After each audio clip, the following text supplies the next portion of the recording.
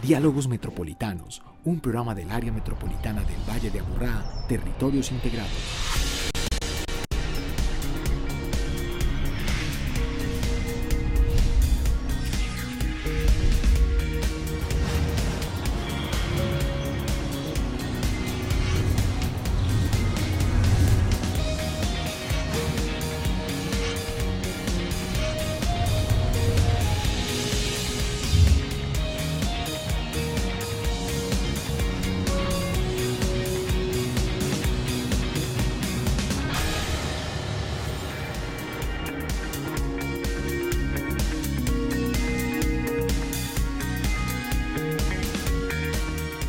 Buenas noches, bienvenidos, bienvenidas a este espacio de conversación, el que cada 8 días tenemos para entender qué está pasando en el Valle de Aburrá, qué sucede con el área metropolitana del Valle de Aburrá como institución, pero también con los 10 municipios integrados. ¿Qué está sucediendo? ¿Qué medidas se están tomando? Y en especial, ¿qué investigaciones se adelantan que nos benefician a todos nosotros? Y cómo comprenderlas en nuestra vida cotidiana. Hoy vamos a conversar de cambio climático. Y queremos que ustedes nos cuenten sus opiniones, sus preguntas, sus aportes, cómo sumarle a todas las estrategias de mitigación y el trabajo que se viene haciendo desde las instituciones para que podamos cuidar nuestro ambiente. Quien quiera llamarnos lo puede hacer al 268-6033 en directo, puede conversar con nosotros, 268-6033, y también lo puede hacer por redes sociales. Le doy la bienvenida a mi compañera Paola Cardona. Paola, en redes sociales, ¿cómo pueden conversar con nosotros? Liliana, buenas noches, un saludo muy especial para todos nuestros televidentes. Hoy tenemos una novedad para contarles y es que hemos unido nuestras redes sociales, han quedado unificadas en la cuenta @areametropol, en el caso de Facebook, donde a propósito pues ya estamos en Facebook Live en este momento. Y pues en Twitter, donde también tenemos una activa participación, también con @areametropol y @telemedellín. En esta ocasión estamos utilizando el numeral cambio climático para que nos cuenten pues sus opiniones, sus preguntas, sus inquietudes, ya que hoy tenemos un grupo selecto de expertos que nos van a ayudar a resolver todas esas dudas que tenemos con este tema. Y claro, saludo a los invitados que están aquí pendientes de cómo le van a contar a todos ustedes qué está pasando con el cambio climático, no solamente aquí en el Valle de Aburrá, en Colombia, en el mundo, los acuerdos que se han realizado para que entendamos que este no es un asunto de unos solos, no son los que están por allá en la Florida, no son los que están por allá cerca al Polo Norte o al Polo Sur, sino que es un asunto de todos nosotros. Le doy la bienvenida a nuestros invitados. Aquí está a mi izquierda inicialmente el doctor Rodrigo Suárez, asesor del área metropolitana del Valle de Aburrá, y en medio de su juventud, porque yo creí que usted era más grande cuando vi toda la hoja de vida, ha hecho un gran recorrido y tiene un conocimiento muy fuerte sobre el cambio climático en nuestro país y los acuerdos que en el mundo hemos hecho y que el país como tal ha participado desde el ministerio. Bienvenido, qué rico que lo pudimos traer y que puede estar con nosotros. Bueno, Liliana, muchísimas gracias por la invitación, muchas gracias también aquí a los compañeros de trabajo de hoy, obviamente a todos los televidentes y bueno, hablar un poco de qué es el cambio climático y de qué no es el cambio climático. Bueno, tenemos el sí y el no, ¿cierto? Así es, sí señora. Hay muchas confusiones, la gente le ha metido mucho cuento a esto.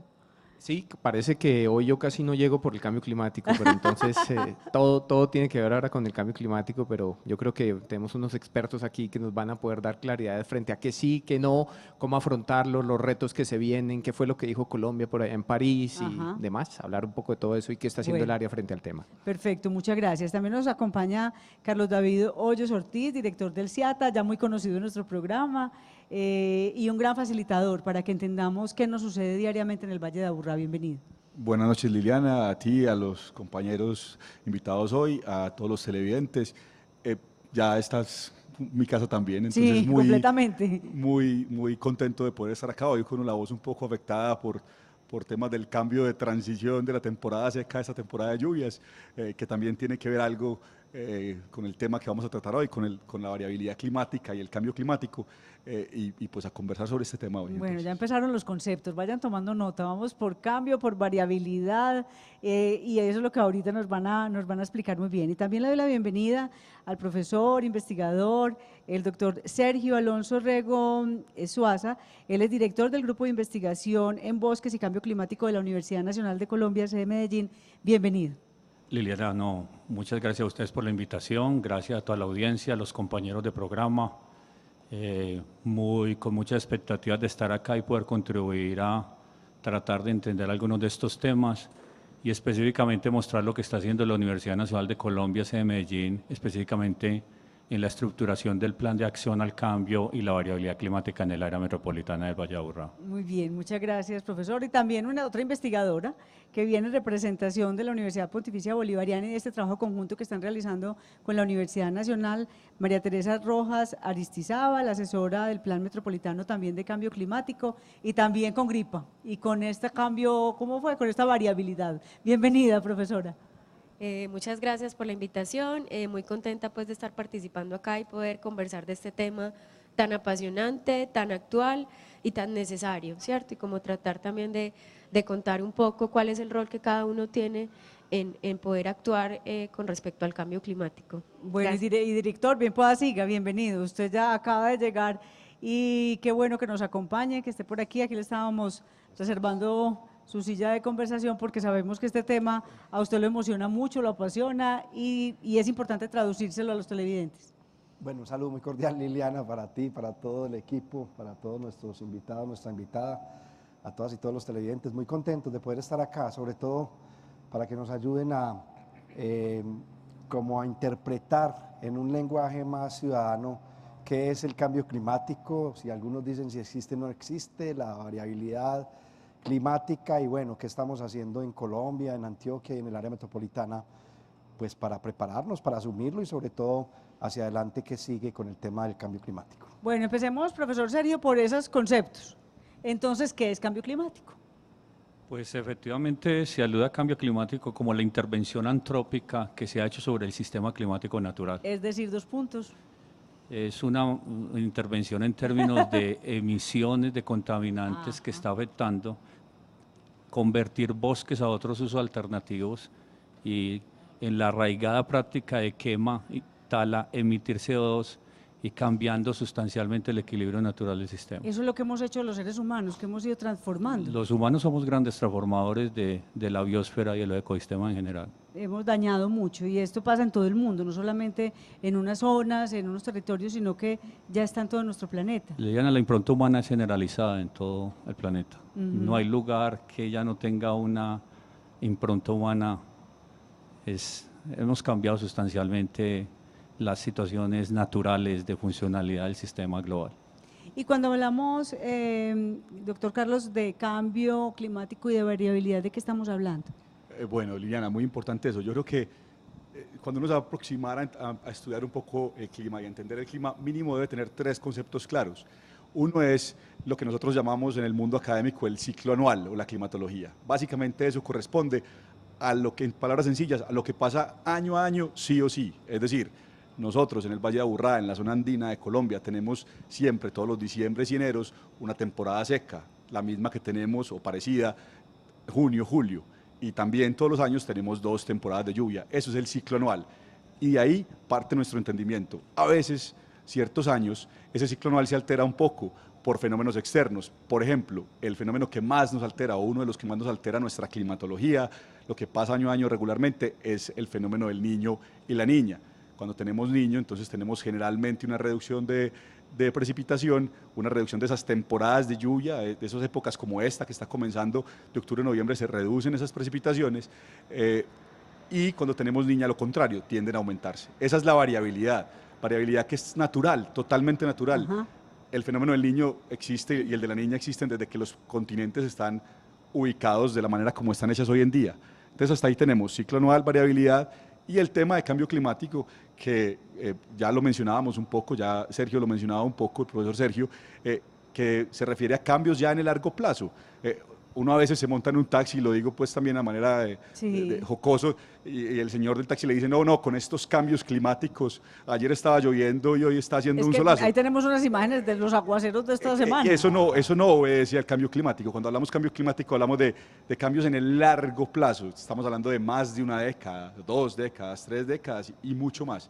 Y si uno entiende esos 3 conceptos y si logra separar entonces el ciclo anual o la climatología, la variabilidad y el cambio climático, puede entonces poder establecer, digamos, temas como lo que estamos hablando hoy, planes específicos para adaptarnos o para mitigar tanto la variabilidad como ese cambio de largo plazo y sus efectos más importantes en la sociedad. Bueno, y en París, cuando pudimos estar y cuando el país estuvo representado y usted acompañó, el profesor Rodrigo, todo ese ejercicio, es tan delicada la situación que exigió que se encontraran los países, que se encontraran los gobiernos y que tomaran decisiones, porque es que los problemas vienen desde hace mucho rato y como lo acaba de señalar Carlos, son décadas, 10, 20, 30 años, nos cogió ventaja. Sí, definitivamente yo creo que lo que pasa en París es el comienzo de un proceso, es donde todos los países se ponen de acuerdo, a que, como lo está explicando Carlos, es que ese cambio climático que va a durar décadas, décadas y décadas, haya unos compromisos, digamos, de largo plazo, es decir, que estemos mirando al 2100, y eso es difícil a veces porque cuando uno le preguntan, bueno, ¿usted qué quiere estudiar cuando sea grande? Y uno dice, estudiar.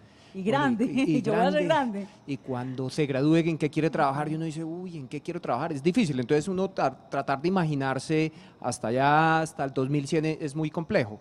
Entonces, en términos generales, lo que se hizo en París es comprometerse a trabajar en el marco, digamos, de este ciclo a poder reducir lo que nos explicaba Sergio, es decir, reducir esa deforestación, esa tala de los árboles, reducir la combustión de algunos combustibles sólidos, líquidos o lo que sea, a ser más eficientes con los recursos que tenemos, a ser como más prácticos en lo que hacemos y yo creo que eso es como del tema cotidiano, ¿no? Entonces uno apaga la luz porque el recibo le va a llegar más caro, eso es un tema de cómo estamos afrontando el tema de cambio climático.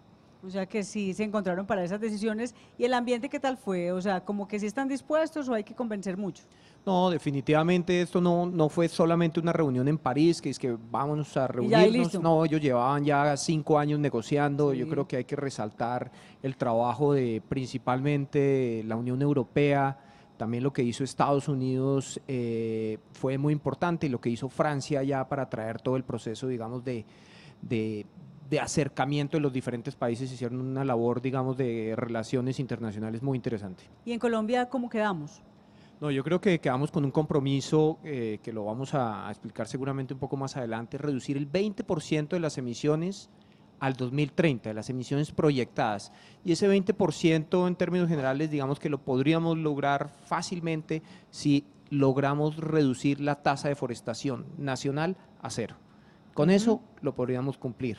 Y obviamente, digamos, hay unos ejercicios también, el área metropolitana recientemente planteó una resolución de reducir el 20% de las emisiones a través de planes de movilidad sostenible. Ese tipo de acciones son lo que permiten cumplir con esos objetivos. Y Colombia también se comprometió con unos temas muy importantes de adaptación al cambio climático.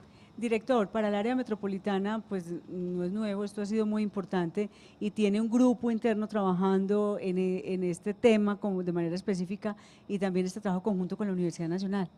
Sí, ese grupo en el tema del plan de cambio climático precisamente lo está dirigiendo Rodrigo, que nos trajimos del Ministerio de Ambiente y Desarrollo Sostenible a que nos acompañara en este tema por la experiencia, por el recorrido, por la trayectoria que tiene. Y con la Universidad Nacional estamos haciendo, pues además de otros muchos proyectos, pero nos está brindando un acompañamiento y un apoyo académico y conocimiento técnico extraordinario. Lo que pasa es que el área metropolitana, y lo estábamos hablando ahora con Rodrigo, es la única institución o el único territorio de Colombia que además de estar haciendo este plan de cambio climático de forma juiciosa para que realmente permanezca en el tiempo, trabaja también el tema de la calidad del aire de forma juiciosa y está haciendo el plan integral de gestión de calidad del aire. Yo creo, no sé, Rodrigo me dirá o de pronto alguien, si hay otro territorio que esté haciendo ambas cosas y que se las esté haciendo de esa forma sistémica, científica, técnica, tecnológica y sobre todo con seguimiento y acompañamiento en el tiempo, que es lo que va a ser más importante para no solo quienes estamos ahora acá, sino para las generaciones venideras. Tenemos una primera llamada, Nelson Villa nos llama desde el centro de la ciudad. Buenas noches, Nelson. Buenas noches, ¿cómo están? Muy bien, ¿y usted? Bien, será. Bueno, ¿qué quiere preguntarnos o contarnos frente al tema del cambio climático? Quiero hacer un pequeño aporte. Sí, señor. Miren, estas colinas, estas montañas que tenemos alrededor del Valle de la Aburrá, a mí me tocó personalmente ver desde niño cómo estaba sembrado eso con esos eran unos pinos, iba desde Bello hasta Sabaneta. Eso garantizaba la temperatura de la que disfrutamos por aquella época. Talan esos bosques, llenan esto aquí de vehículos y entonces la temperatura está como la tenemos hoy en día. Si volvemos a sembrar, volvemos a tener temperatura. La naturaleza se trata sabiamente. Usted la trata sabiamente y ella le responde sabiamente. Pero como la hemos hecho, hemos errado el camino muchas veces y hay que componerlo. Es la única forma. Reorganizarnos. Sí, volver a sembrar. Ujú. Eso es todo. Bueno, Muchas Nelson. gracias, muy amable. Muchas gracias, Nelson, a usted, Carlos. Sí, me puedo aprovechar, pegar aquí el comentario de Nelson. Nelson apunta algo importante, que dentro de este proceso que venimos haciendo entre la universidad, el área metropolitana, hemos tenido en cuenta, y es que hay dos factores importantes del cambio de las condiciones climáticas en largo plazo aquí en el área metropolitana. Uno es el tema de cambio climático global, que ya lo dijimos, lo mencionamos, reitero, está asociado al aumento de los gases de efecto invernadero en todo el planeta. Y el otro es el tema de que lo podemos llamar el cambio climático local, o básicamente que hay factores de cambio en el uso del suelo que han alterado también la temperatura dentro del Valle de Aburrá, que es a lo que se refería Nelson. Ese proceso se llama el proceso de isla de calor. A nosotros cambiar la cobertura superficial, hemos cambiado la temperatura y eso tiene efectos muy importantes, no solo en el confort humano, que ya sería suficiente, sino también en todo el tema meteorológico local y obviamente influencia e impactos en los ecosistemas del Valle de Aburrá.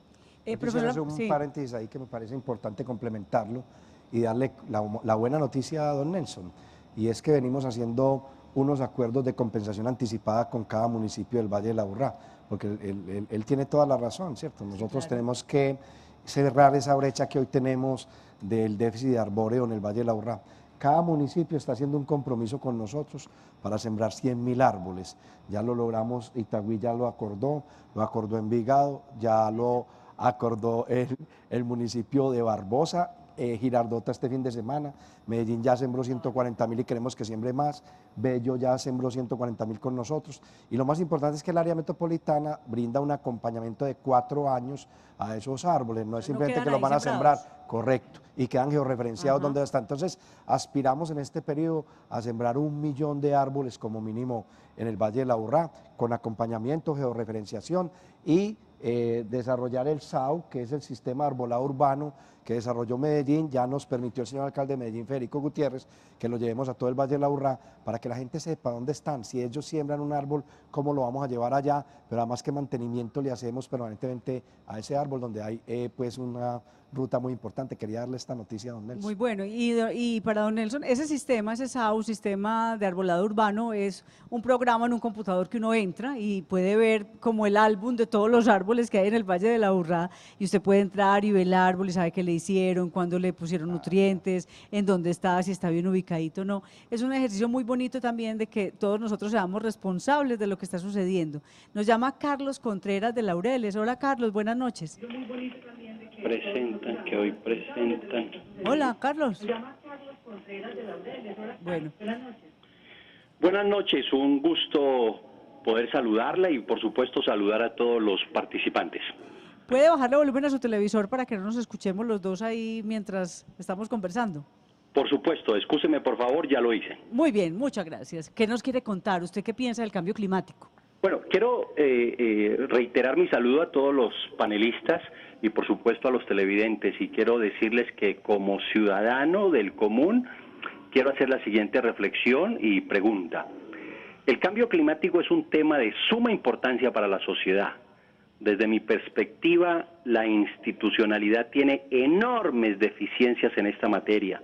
La más importante, la debida y actualizada información y la educación a la sociedad. El doctor Eugenio Prieto decía en su saludo que hay personas que dicen que el cambio climático existe y otros dicen que no existe. Escucharlo me hizo sentir, como dice Amparo Grisales, me ericé por decir lo mínimo. Decir que no existe el cambio climático sería tanto como decir que este año los ciudadanos en Medellín no vivieron alertas ambientales. Eso hace parte de la falta de información que reclamo, respetuosamente, claro está, y de la educación hacia la sociedad. Para terminar, quiero poner en la mesa la siguiente pregunta. Sí, señor. ¿Cuáles son las alertas tempranas que hoy presentan los municipios? Es una pregunta obviamente dirigida al doctor Eugenio Prieto.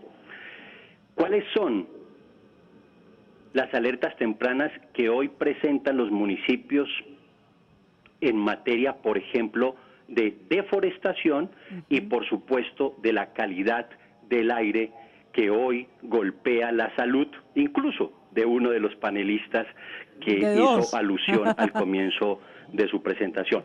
Muchísimas gracias y felicitaciones por el tema que están tratando hoy. Bueno, don Carlos, muchas gracias por su llamada y lo felicito. Tiene una voz muy bonita, es muy grato poder escuchar esas voces tan cuidadas y tan claras que nos permite entender muy bien lo que estamos diciendo. Director.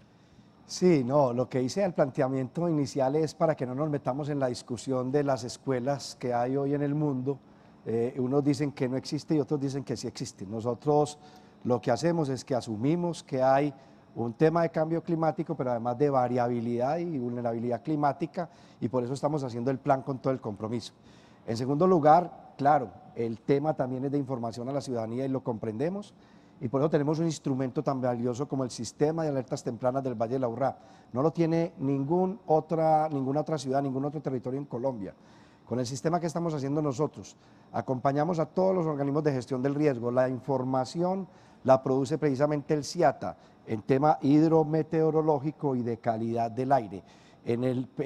Antes del 2016, esa información de calidad del aire la producía la red de calidad del aire de las universidades y era muy complejo y teníamos dificultades. Teníamos que tener un instrumento técnico que la garantizara y hoy es el CIATA. Y obviamente esa información ya la estamos llegando, don Carlos, a todos los municipios del Valle de Aburrá.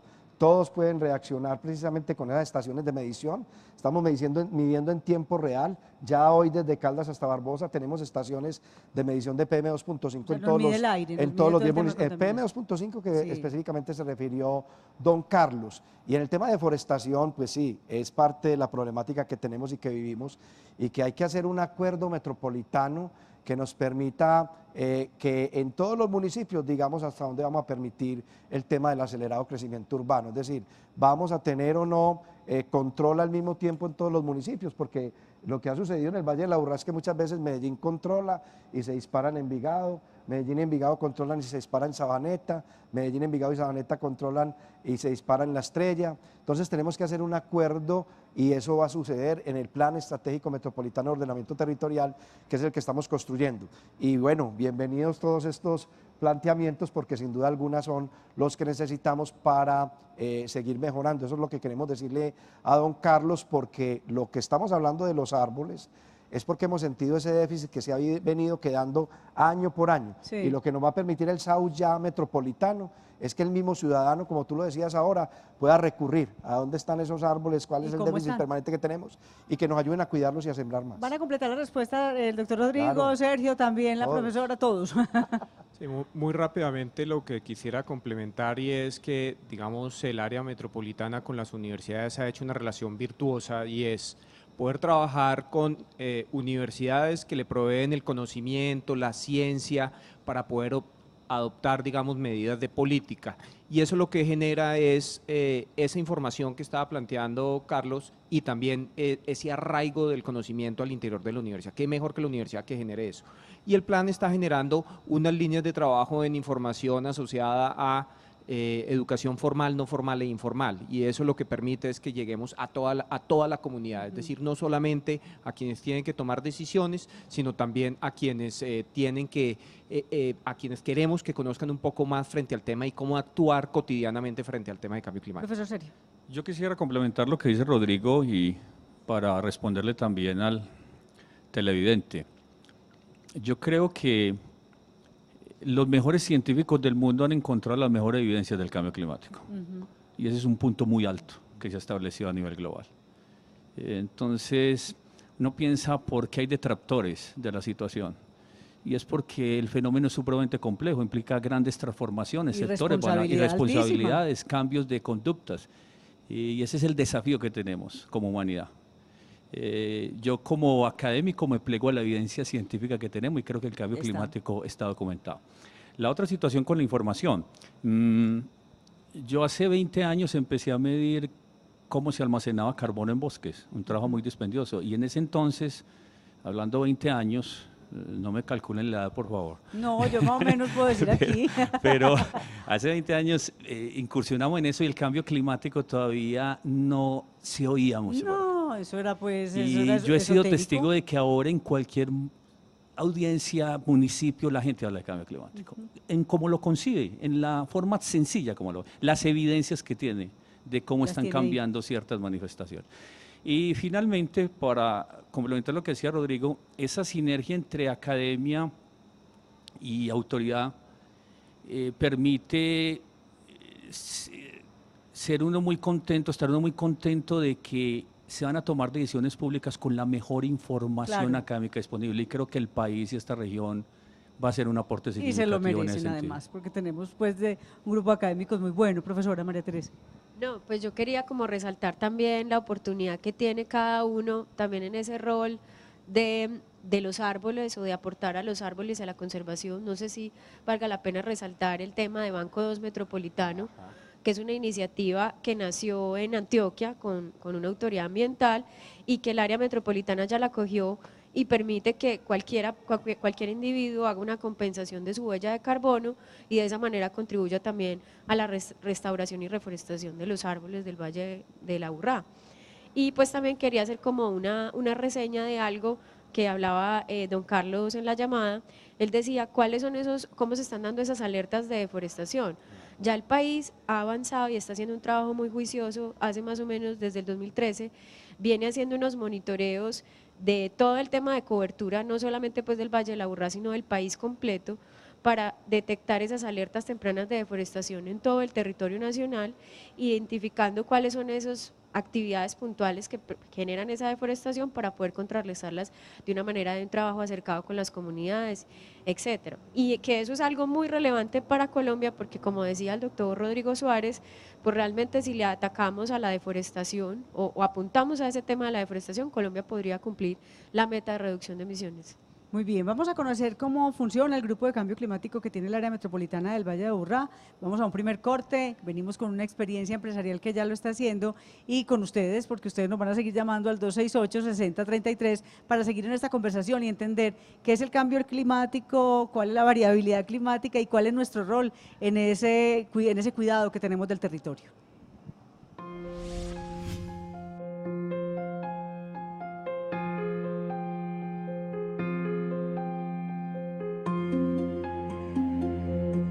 Dentro del grupo de cambio climático hay ingenieros ambientales, hay ingenieros químicos, hay geólogos, hay ingenieros sanitarios, hay ingenieros expertos en transporte y es multidisciplinario porque somos de las diferentes subdirecciones que hay aquí en el área metropolitana. El Plan Metropolitano de Cambio y Variabilidad Climática es un plan que lo vamos a aplicar en los 10 municipios del área metropolitana, ¿sí? Este plan tiene varias estrategias. Las más importantes podríamos decir que son unas medidas de adaptación, unas medidas de mitigación, teniendo claro que la mitigación es la reducción de gases de efecto invernadero y la adaptación es poder afrontar de manera, digamos, adecuada los efectos del cambio climático y, bueno, y de la variabilidad climática.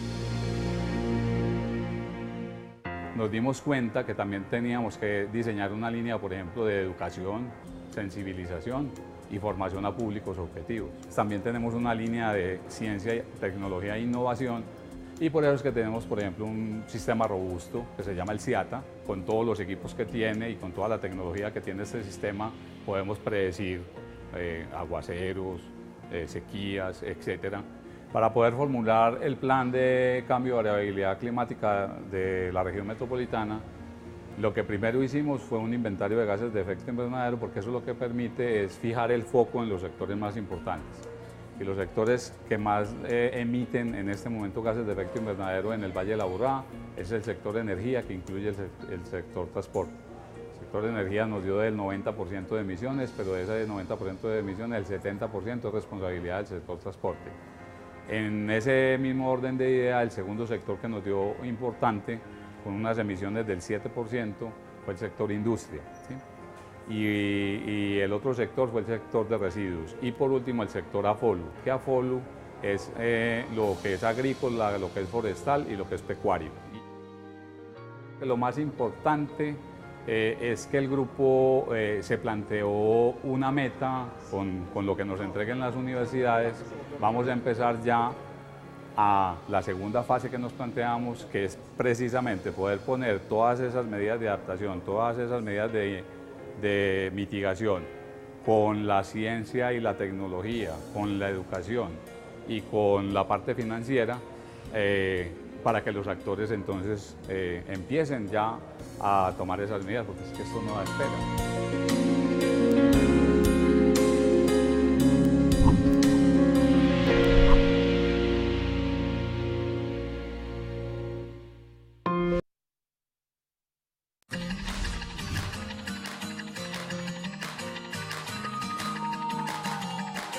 Para usted, ¿cuáles son las causas del cambio climático? Pues yo creo que entre ellas está la tala de los árboles, la construcción, también pues la polución que se vive en la ciudad. La gente tampoco está ayudando mucho pues con la parte de las basuras, del reciclaje. La parte de la contaminación. Tenemos este planeta demasiado descuidado, arrojamos basuras, las aguas, los ríos, estamos acabando con eso.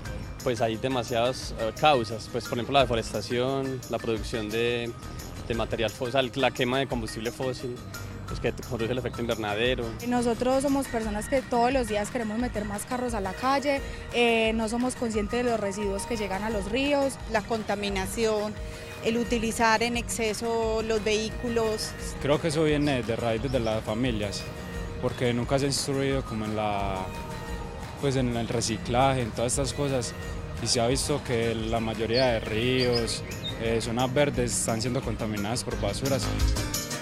¿Cómo podemos contribuir a mitigarlo? Usar menos el carro, o sea, tratar de el combustible fósil, utilizarlo menos. Pues esto empieza desde la parte humana. Yo creo que desde nosotros tenemos que empezar a tener un poco de sentido de pertenencia. Estamos acabando con lo poco que nos queda ya del planeta. Empezar a trabajar mejor esta parte de las basuras, de arrojarlo, que se trabajen mejores planes. Empezar a incentivar las personas para cultivar árboles, hombre, no perder las zonas verdes de la ciudad. Pues es lo que están haciendo en cuanto a las bicicletas, me parece muy buena opción, días sin carros también. El control de las empresas, disminuir la emisión de estos gases, igualmente la sobrepoblación de vehículos que también hace este tipo de efectos. En las grandes ciudades crear más espacios para que podamos caminar, respetar mucho más como el cauce normal de los ríos, las montañas, los árboles, los bosques, mirar cómo hacemos para crecer sin arrasar.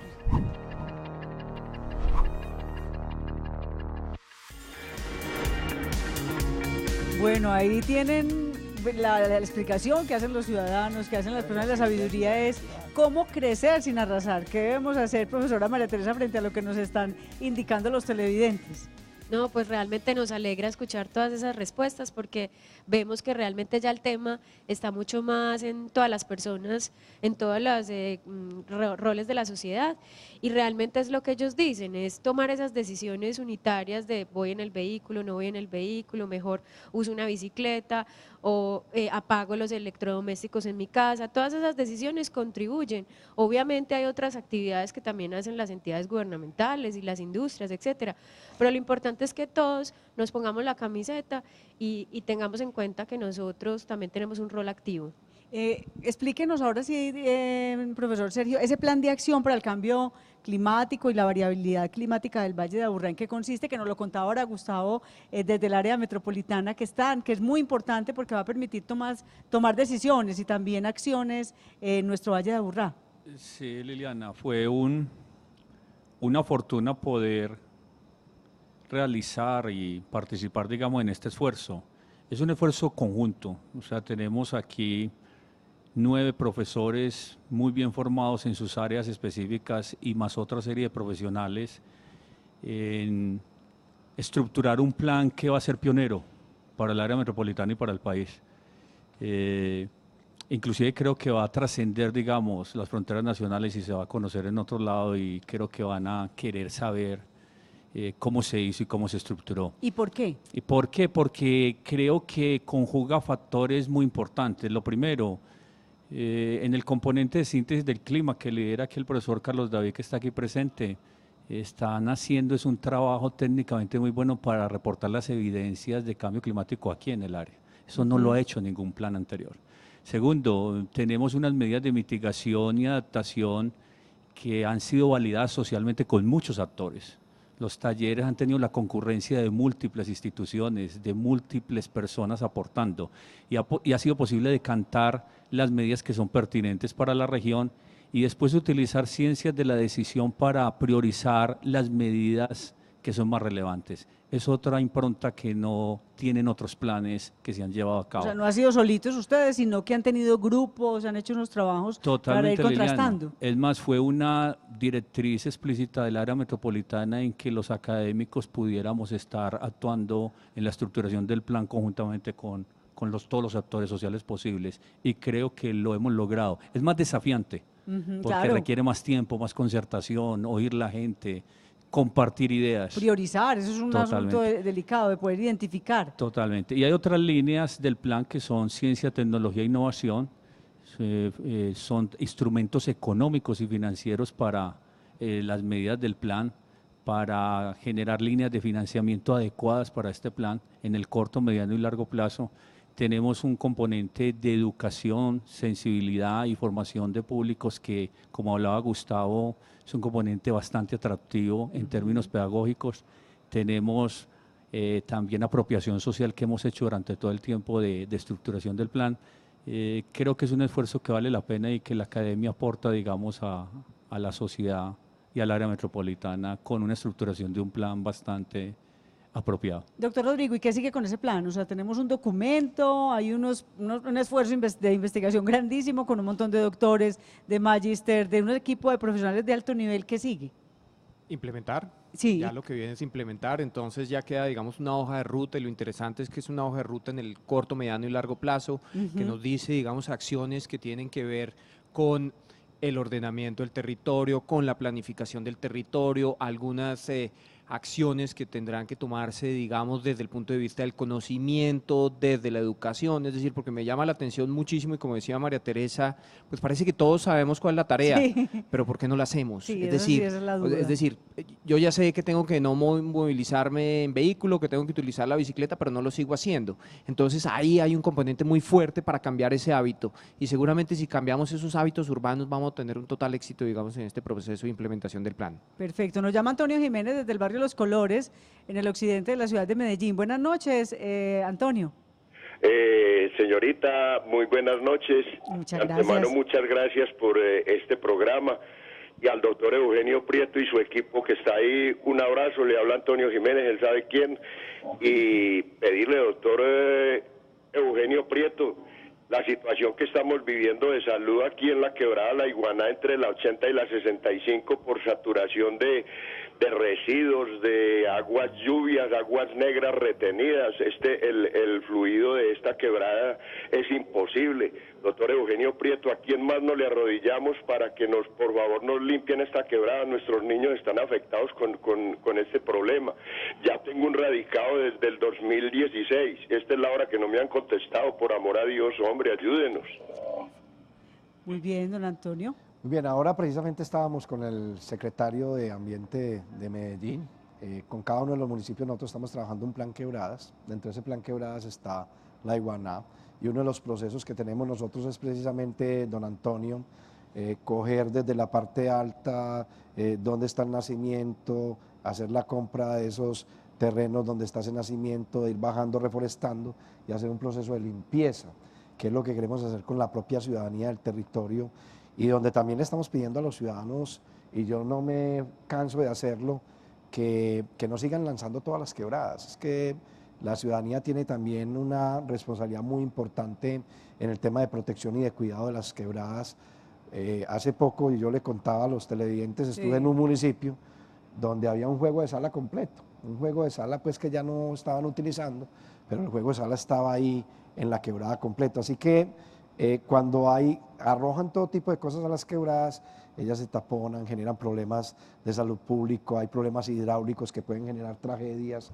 Y bueno, a todo eso le estamos trabajando y todo el plan Quebradas tiene un proceso muy importante de educación y de pedagogía ciudadana que esperamos poder llegar muy pronto también a la iguana en la cronograma que se tiene en Plan Quebradas. Paola, enseguida le doy la palabra a la profesora María Teresa. Paola, hicimos una encuesta en Twitter y ¿qué nos dijeron? Bueno, creo que es un buen complemento a esto que hemos visto de las participaciones de los ciudadanos, y es que les preguntamos, participen en diálogos metropolitanos, para usted, ¿cuál es la principal causa del cambio climático? Les dimos 4 opciones: muchos carros y motos, contaminación de empresas, tala de árboles y la ganadería. Vemos pues que hay un 46% que nos habla de tala de árboles, seguido de un 30% contaminación de empresas, 20% muchos carros y motos y un 4% la ganadería. Bueno, ahí eso, enseguida nos cuentan ustedes frente al resultado real en la práctica. Profesora María Teresa, ¿usted iba a decir algo frente a lo que nos decía don Antonio? Sí, yo quería como conectar ese tema de la quebrada y de la problemática que tienen en ese sector con el tema de precisamente adaptación al cambio climático. Porque a veces pues le echamos la culpa solo al cambio climático, de que nos inundamos, de que tuvimos una avalancha, etcétera, pero todos esos fenómenos también son, digámoslo así, agravados por ese mal uso del recurso. Entonces, en este caso, si nosotros disponemos los residuos voluminosos, entonces el colchón que ya no quiero tener en mi casa lo llevo a la quebrada, pues lamentablemente la quebrada después no lo devuelve cuando tiene unos fenómenos de lluvia muy altos. Entonces, es para empezar a tener en cuenta que tomar decisiones también de cómo dispongo esos residuos, de que realmente los llevo a lugares donde debe ser, también es una medida que nos puede evitar esos efectos graves después asociados a la lluvia. Profesor Carlos. Hemos hablado del tema de cambio climático, hemos hablado de la perspectiva global. Y hay una cosa que es importante, que ha reconocido el área metropolitana y que está plasmada en este plan, y es finalmente cuáles son esas consecuencias importantes del cambio climático en nuestro territorio. Y en esto ha trabajado de manera pionera la área metropolitana y también una institución como EPM, y vale la pena reconocerlo. Y es que en esos estudios que ambas instituciones han hecho, ¿a qué apuntan? A que si queremos recordar una consecuencia del cambio climático en nuestro territorio, es la intensificación de los eventos extremos de lluvia. Traducción: tenemos a veces aguaceros muy fuertes. Como los que tenemos por ahora, estos días. Un solo aguacero no podemos decir que es cambio climático, pero cuando ellos empiezan a aumentar la frecuencia comparado con lo que teníamos hace 10 años, podemos asociar esto, y lo hemos hecho. Está plasmado en el plan, está plasmado también en estudios que ha realizado EPM, como lo decía ahorita, donde se muestra la evidencia local, no es traída de ningún otro lado, no son modelos, o sea, son datos. Está pasando a nosotros. Correcto, son datos históricos que nos muestran que nuestros eventos extremos se han ido volviendo más frecuentes, con una traducción en qué: en retos en gestión de riesgos, en retos en gestión de recurso hídrico, en retos en el agro aquí regional, dentro del área metropolitana, y en el agro de la región de donde nosotros nos surtimos, de donde viene nuestra canasta familiar. Y entonces el plan, ese es uno de los éxitos del plan. El plan reconoce eso, y la adaptación que se plantea ahí parte de nuestras consecuencias, no parte de las consecuencias de lo que le ocurre a Estados Unidos, ni a Europa, ni a Argentina, sino al Valle de Aburrá. Eso es una de las cosas importantísimas que resaltar del plan. Y si algo quisiera yo que nos acordáramos nosotros y asociáramos siempre que nos digan cambio climático, pensemos en eso: intensificación de esos eventos, más frecuente los eventos extremos, y eso está pasando aquí en el Valle de Aburrá, con implicaciones en ¿qué? Drenaje urbano. Hemos visto entonces más frecuentemente, cada vez que tenemos estos eventos, donde se encharcan las carreteras, se nos llenan las vías urbanas, se nos llenan los deprimidos, que tenemos bulerías, el deprimido de los músicos, etcétera. Eso está asociado a estos eventos extremos que vienen y se aumentan por variabilidad y por cambio climático. Entonces, por eso la importancia de este plan desde el punto de vista físico. Ahorita quisiera resaltar otros puntos, pero ese es uno muy importante del plan. Sí, yo quisiera complementar un tema de lo que dice Carlos David, y lo que planteaba ahora Gustavo Londoño, que es quien nos dirige el plan en el área metropolitana de cambio climático. Y es que el tema no solamente tiene que ver con lo ambiental, el tema tiene que ver con lo económico, tiene que ver con lo social y con la posibilidad incluso de planificar hacia futuro dependiendo de ese comportamiento y de lo que va a suceder. Ahorita lo hablábamos también con Rodrigo, ya hay unos estudios que muestran que en Antioquia es uno de los territorios del país donde más pluviosidad se va a dar. Entonces hay que estar preparados a qué es lo que vamos a hacer con la pluviosidad. Pero también en el DNP, con los estudios que se han hecho, se está mostrando que en el Valle de la Aburrá es unos territorios donde se van a presentar más lluvias en espacios más reducidos, en tiempos cortos, pero con una mayor pluviosidad. Y eso nos lleva a otro escenario, que es el escenario de gestión del riesgo, que para nosotros es un escenario supremamente importante y fundamental frente a, bueno, qué va a pasar en la misma medida que se vaya incrementando esa pluviosidad, ya desde el punto de vista de gestión del riesgo, pero también desde el punto de vista de la planificación para la agricultura o para qué es lo que vamos a sembrar, dónde, cómo, o para la reposición arbórea, ¿no? Y dentro de lo que nos decían también los televidentes en el Vox Pop, decían las empresas tienen asuntos por resolver. Vamos a conocer la experiencia del Metro de Medellín, vamos luego a un corte y regresamos para conversar. Dejar simplemente abierta la conversación porque esto necesitaría muchas horas, pero para continuar en este espacio de reflexión sobre el cambio climático.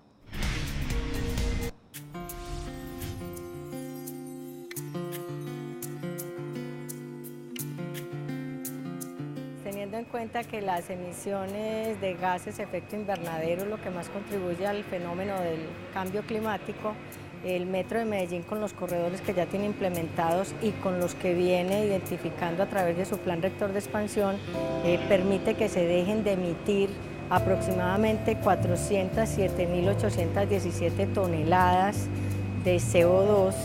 Esa cifra es del 2016, pero podríamos hablar desde 2007, venimos haciendo la medición y tiene un acumulado total de 1.960.000 toneladas que hemos dejado de emitir en estos años de operación.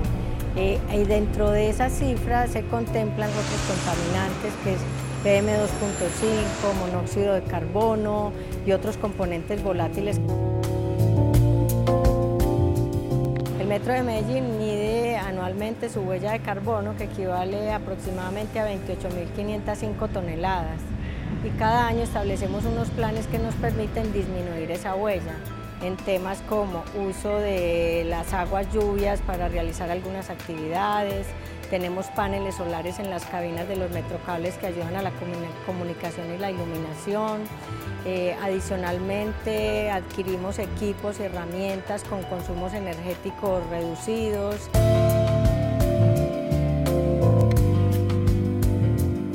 Tenemos implementados en los trenes un sistema de ultracapacitores que permite ahorros de energía en el frenado de los mismos, la instalación de las carenas en los trenes, que ayuda a que haya un consumo, disminuya el consumo de energía porque es más aerodinámico.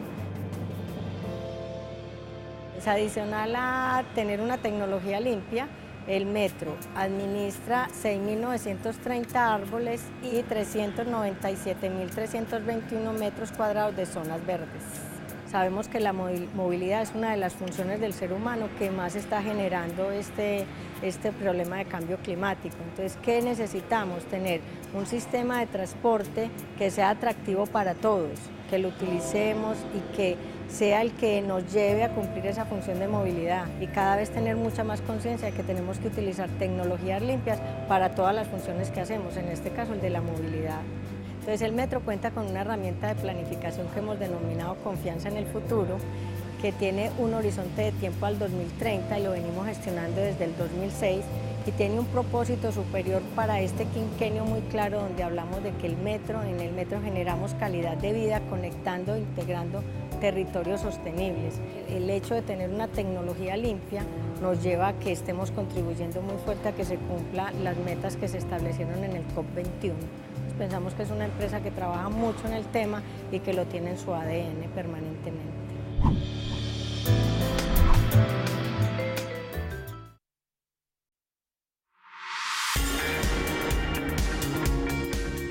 Bueno, seguimos conversando de cambio climático. Como ustedes ven, este es un programa que exigiría muchas horas de conversación. Aquí estamos abriendo el espacio. Seguramente aquí en el programa tendremos otros momentos de encuentro para explicar mucho más al detalle ya la implementación de este plan. Doctor Rodrigo, ¿qué hacer entonces? Usted nos hablaba al comienzo del programa, hicimos unos acuerdos como país, hicimos unos acuerdos como región. En la tarea diaria, ¿qué nos corresponde hacer? No solamente como personas, como le decía ahora la profesora María Teresa, sino como instituciones, como empresas, como colectivos. Muy importante la pregunta, y me quedé pensando en lo que se hizo, digamos, por redes sociales. O sea, ¿cuál considera usted que es el tema de cambio climático que más afecte? Yo creo que la respuesta es yo. Cada uno Yo. no se debería responder, soy yo. Es decir, ¿qué estoy haciendo? Es decir, ¿cómo me estoy levantando? ¿Cuánto me estoy demorando en el baño? ¿Estoy utilizando qué para calentar el agua? ¿Me bajo y dejo la luz prendida? ¿Estoy utilizando qué medio de transporte? ¿Me estoy yendo en bicicleta o me estoy yendo solo en el carro? ¿Y qué carro tengo? ¿Tengo el carro que más combustible consume? Cuando llego a la oficina, ¿prendo las luces o tengo, digamos, esas ventanas amplias en donde me entra la luz solar? Cuando salgo y compro lo que tiene todos productos importados que generan mayor transporte, digamos, desde determinados países. Cuando boto la comida, no me como todo. Es decir, todas esas son acciones que cotidianamente yo podría hacer para reducir las emisiones de gases de efecto invernadero. Entonces eso es hacer más con menos, ser más eficiente, menor uso de recursos, desperdiciar menos residuos. Todo eso es definitivamente lo que contribuye.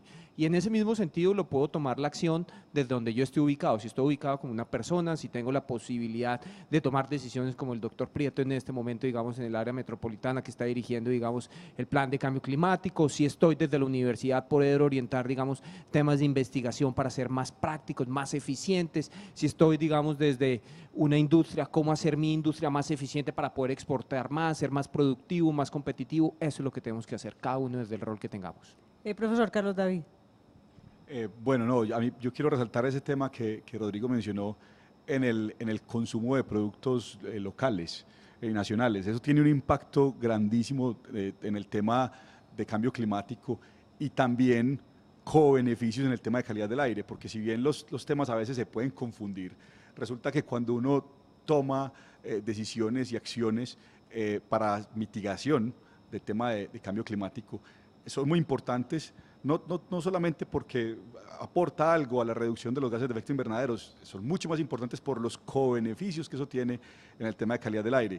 Y yo quiero resaltar nuevamente que justamente en ese plan se identifican esos co-beneficios, que todas las acciones de mitigación se resaltan y se priorizan justamente la misma acción solucione varios puntos, y en adaptación también, las que solucionen temas que realmente ocurren aquí en el Valle de Aburrá y se priorizan con temas no económicos.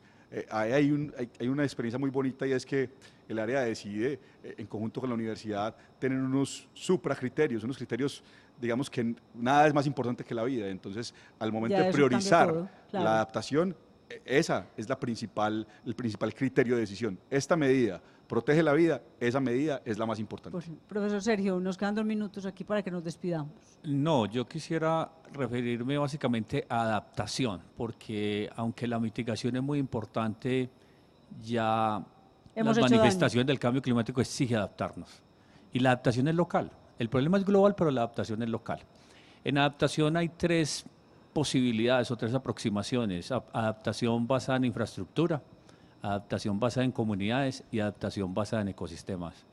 Esta última es muy atractiva, volver a recuperar los elementos naturales del entorno, del territorio. O sea, para ponerlo en forma concreta, imaginémonos tener este río Aburrá en su discurrir normal en términos de los meandros, no intervenir sus llanuras aluviales, es una forma. Recuperar las quebradas de los barrios en su forma natural de discurrir. Y creo que son soluciones que basadas en naturaleza pueden ser menos costosas que otras soluciones. Entonces, una combinación interesante en términos de adaptación. Nos tocó irnos. Gracias, profesora María Teresa, por acompañarnos, director. Quedamos con ustedes pendientes con la tarea de continuar en esta explicación, en esta conversación, y de contarles cuándo está disponible este documento para que ustedes también lo puedan leer, estudiar y hacer parte de él. Gracias por ser parte de la transformación de estos territorios integrados. Nos vemos.